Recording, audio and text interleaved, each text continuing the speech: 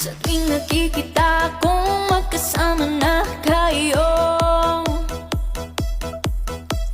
naiinis ako't nasisira ang